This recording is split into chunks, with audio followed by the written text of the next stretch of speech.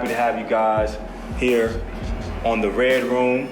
And, you know, we're just so into pushing positive messages, pushing, artistry, pushing activism, and pushing also entrepreneurship. So that was one of the main reasons that we really wanted to bring you guys here to soak up some information, soak up some knowledge. I know for us specifically, one of the ways that we're able to spread knowledge and activism and make a difference in the world is through art, right? Through music. Right. And we have a group, and we're called TheBrand, right? And that means so many different things. And what we're trying to do is allow young kids who come from the inner city, like most of us come from, to be able to understand you can identify with so many levels of genius and still be yourself culturally. Right. Growing up where I grew up, I didn't see people singing opera. I didn't see people conducting orchestras, but I did see people in Nikes. I did see people playing basketball, and that's what I like, right. And that's what I do. And I should be able to present that, portray that image while still being a genius. So that's one of the things that we focus on. And I just wanted to know, what are some things that you guys, and more so specifically, we can start with you. What are some things that you focus on when it comes to what you do and why you do it? So what I do is I'm a menswear designer. So I make pocket squares, lapel pins. I specialize in bow ties, and I'm also a stylist. What I like to focus on is making sure, just like you were talking about, the individual stands out.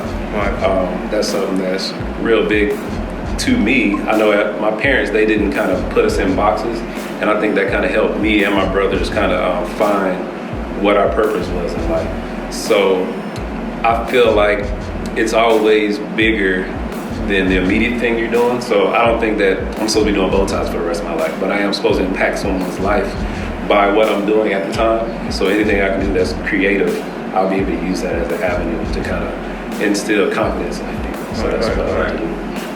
My job is just to be the light of the community because I came from where they came from. So most kids see the way I dress, the way I walk, the way I talk, and not knowing that I walk the same streets they walk.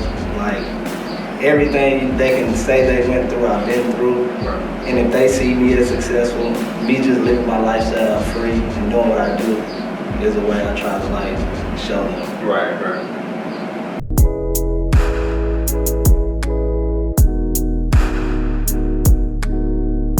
What are some musical influences that you have that, kind of inspire you, motivate you, keep you, grounded and going, right? My number one artist of all time is Jay-Z. So for me, what Jay-Z did for me was he kind of gave me the lifestyle I wanted through music. Like I didn't have that, but I felt like I could attain it just by listening to his music. I don't want to be cliche, but of course Nipsey Hussle, it kind of make you want to, get it outside of the norm, right? Outside of basketball, fashion. He make you want to go buy a house and remodel it and do all that type of stuff. Right. It's crazy, like you said, not to be cliche, but this Nip situation with what's going on in the current times, and like me and Chris was talking, and I was telling him like I've been on Nip from the beginning, but more on an activist standpoint. I knew what he was doing in the community. I knew his businesses. I knew, the level of intellect that he had, and I knew his game. I knew his rap game, right? But it's unfortunate that in this season, right now, I'm starting to pay. And I'm the type of person who I don't listen to albums when they first come out. I really give it maybe like 6 months. You know what I mean? I gotta let that hype go out. Right. So it's unfortunate of his passing, but I was able to kind of plug in to what Nip was saying, man. And I really do believe, he was touched in a lot of his messages. You get what I'm saying? I really do believe he was chosen.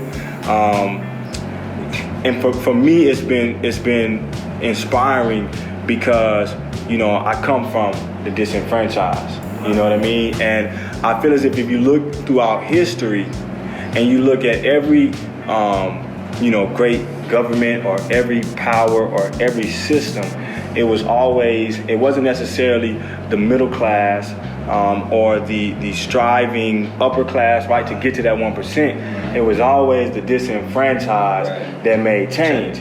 Because when you can spark power, when you can spark spiritual awareness, when you can spark resources through a group of people who have been the direct consequences of, oh man, you know what I'm saying? And a lot of us are out here, when you talk about the neighborhood or the hood, the bricks, a lot of us out here like devoted to, we trying to find something to devote to, whether that's drugs or games or like if you study their, you know, our personalities, we trying to find something to fight for. And so I do think Nip was somebody, man, he was already opening up the blind, and now it's kind of crazy how it's kind of opened up.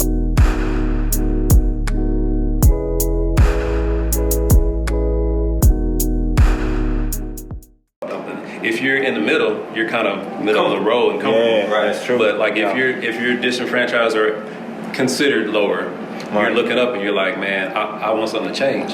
So that is what makes people want to actually see a situation differently. And I think that's a good point too, just to elaborate on, just for like the youth or anybody who's watching this from a disenfranchised point of view, because that says that adversity that you're dealing with right now is an adversity that is necessary to shape your character. I tell everybody my upbringing was a blessing, bro, because my mama wasn't a lawyer, a doctor. I had a clean slate to be or do whatever I wanted to do.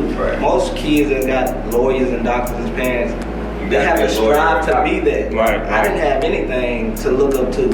So I had a clean sheet of paper to do whatever I wanted to do. So that's a blessing, bro. It's nothing but a blessing.